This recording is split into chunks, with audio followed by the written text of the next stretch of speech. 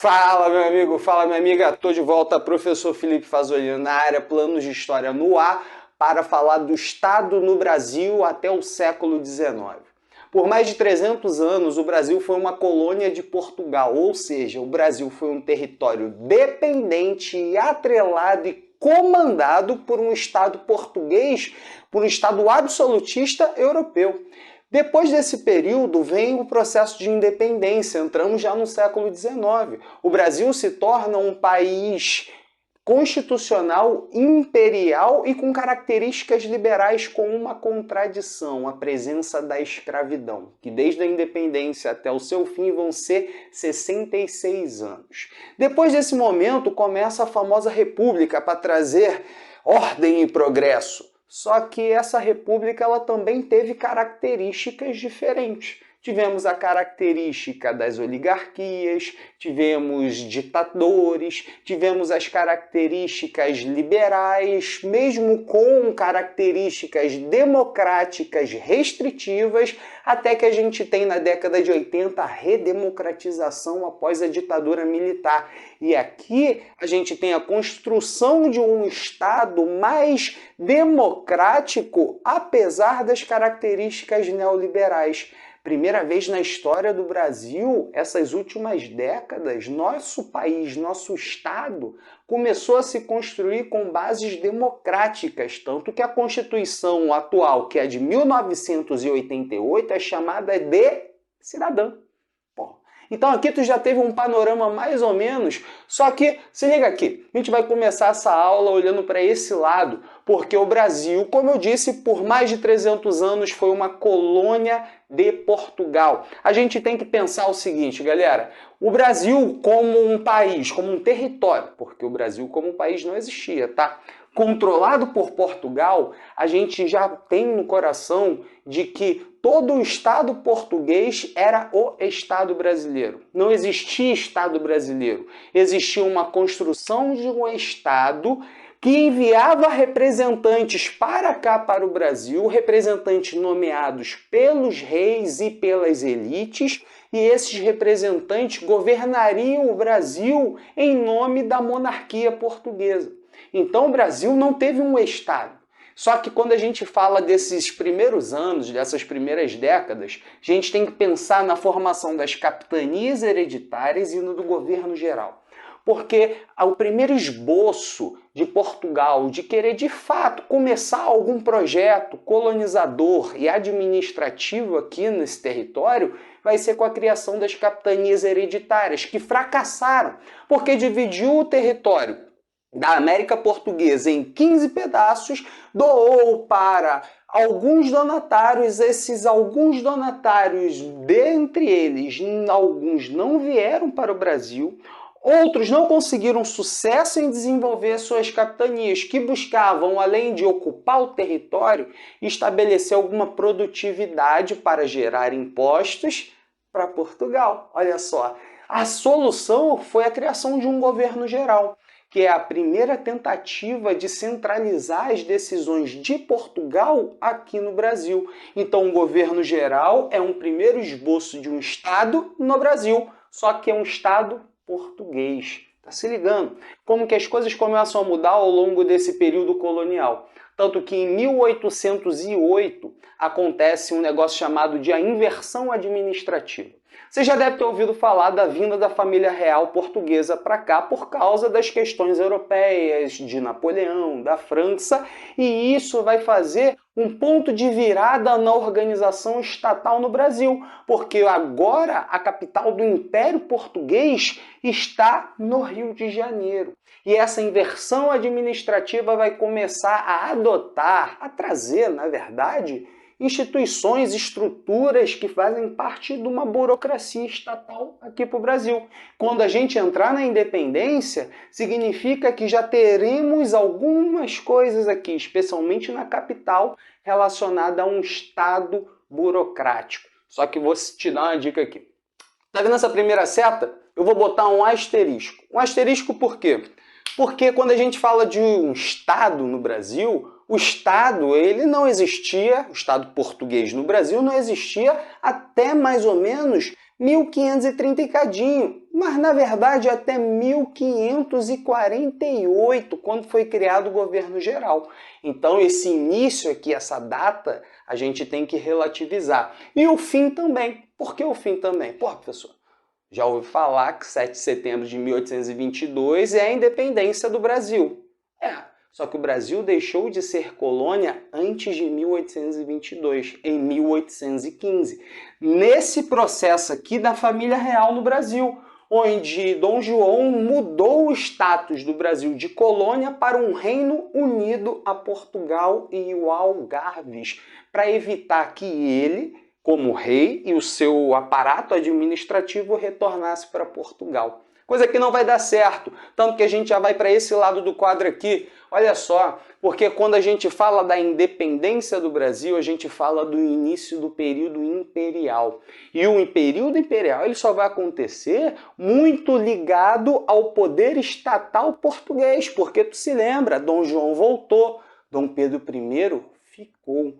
E em janeiro de 1822 ele ainda faz o famoso Dia do Fico, sinal de que ele sabia que se ele, como um herdeiro do trono português no Brasil, retornasse para Portugal, as características políticas no Brasil já estavam fazendo com que houvesse um possível rompimento entre a elite brasileira e a elite portuguesa. Por isso que Dom Pedro fica. E quando Dom Pedro fica, começa a ideia de construção de um Estado brasileiro. Agora a gente fala de um Estado brasileiro. E esse Estado brasileiro, ele é um Estado imperial, ou seja, ele é uma monarquia constitucional. Significa que temos uma Constituição. Só que a nossa Constituição é uma Constituição outorgada em 1824, feita pelo imperador e os seus conselheiros. Significa que o Estado brasileiro começa com uma característica autoritária, que não surpreende a praticamente ninguém. Só que se liga só que uma outra característica são os 4 poderes. Pô, são 3 poderes normalmente. Você que aprendeu sobre iluminismo, você que está aí vivo e acordado, você sabe que são 3 poderes. O executivo, o legislativo e o judiciário.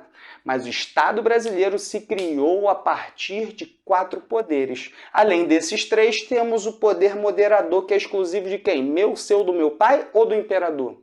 Do imperador. Se liga só. O poder executivo ele é constituído pelo Conselho de Estado. No Conselho de Estado temos o imperador e temos seus conselheiros, que, por causa do poder moderador, quem é que nomeia o Conselho de Estado? O imperador. Maneiro, né? Temos o poder legislativo, que é feito pela Assembleia Geral, dividida em Senado e Câmara dos Deputados. Com o poder moderador do imperador Dom Pedro I e depois o Dom Pedro II, o imperador ele pode nomear os senadores e dissolver, quando achar que houver necessidade, a Câmara dos Deputados. Ou seja, tem eleição para deputados? Sim, vai ter eleição para deputados. É uma característica desse Estado brasileiro, que apesar de imperial, tem características liberais, porque tem votação para deputados.